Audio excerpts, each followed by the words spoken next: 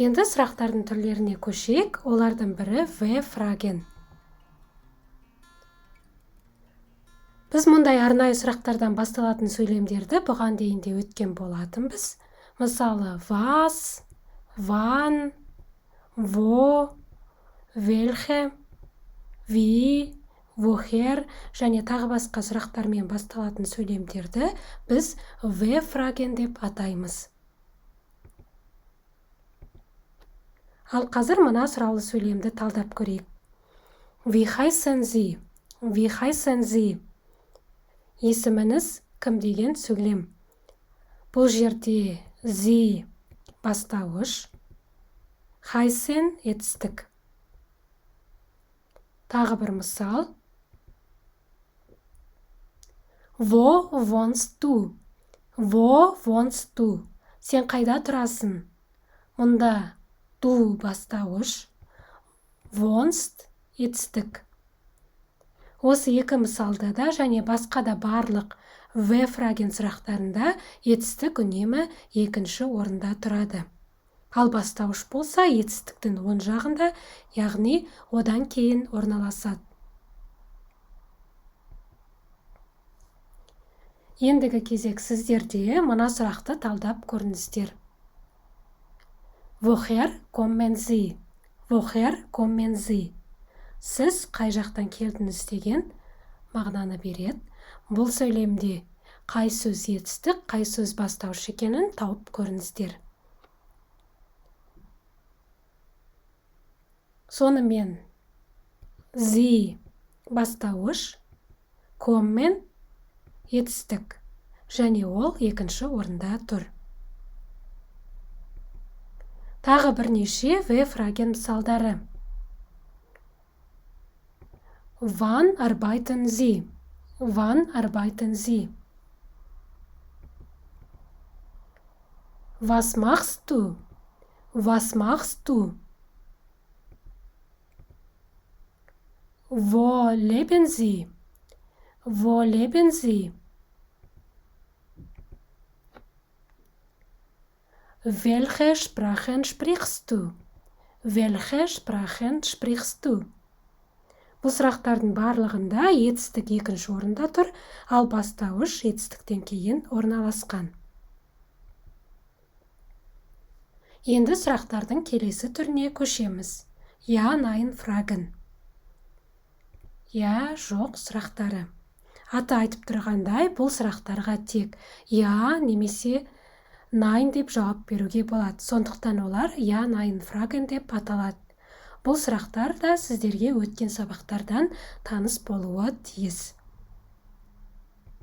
Ал енді бірінші мысалды талдап көрейік. Kommst du aus Kasachstan? Kommst du aus Kasachstan?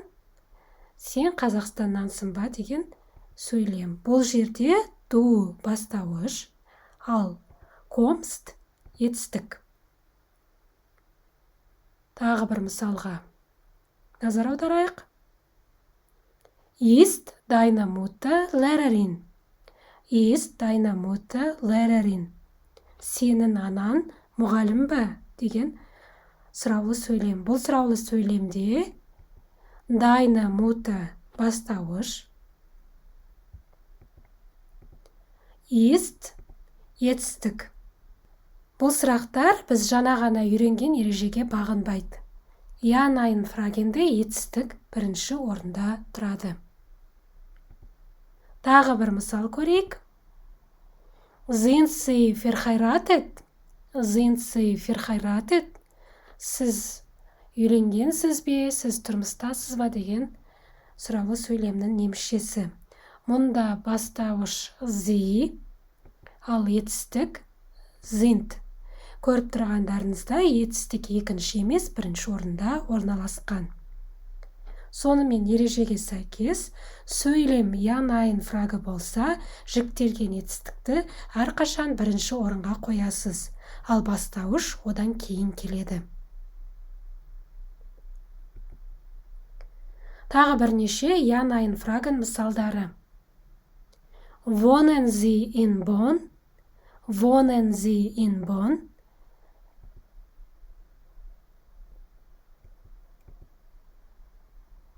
Hast du Kinder? Hast du Kinder? Spielen Sie Klavier? Spielen Sie Klavier?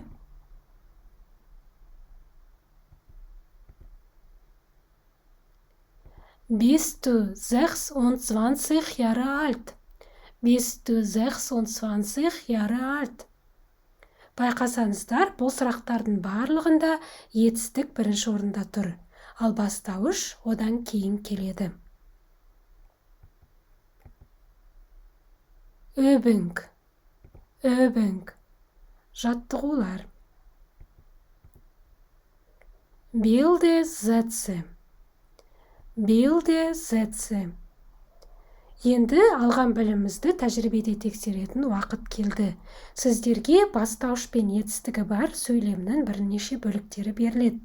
Мағыналы сөйлем құрау үшін оларды дұрыс ретімен орналастыру қажет.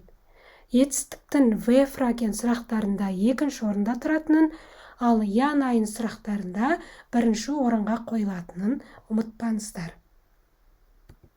Міне бірінші жаттығу. Сонымен дұрыс жауап.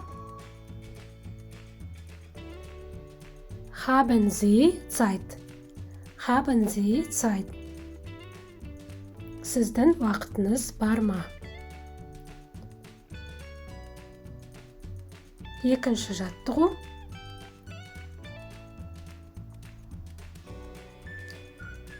Сонымен дұрыс жауап. Wie alt sind Sie? Wie alt sind Sie?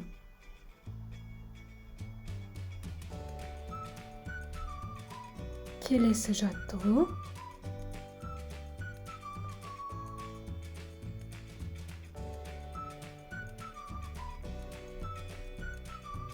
Дұрыс жауабы. Sprichst du English? Sprichst du English? Бұл жерде sprichst етістігі бірінші орында тұр. Себебі бұл я найын фрагы. Сонымен бүгінгі сабақты қорытындылайтын болсақ, woher, was және тағы басқа сұрақ сөздерден басталатын сұраулы сөйлемдер V фраген деп аталады. Ондай сұраулы сөйлемдерде сұрақ сөз бірінші орында, ал етістік екінші орында тұрады. Сұраулы сөзі жоқ сұраулы сөйлем, яғни немесе жоқ деп жауап беруді талап етеді. Мұндай сұраулы сөйлемдерде етістік әрқашан бірінші орында тұрады.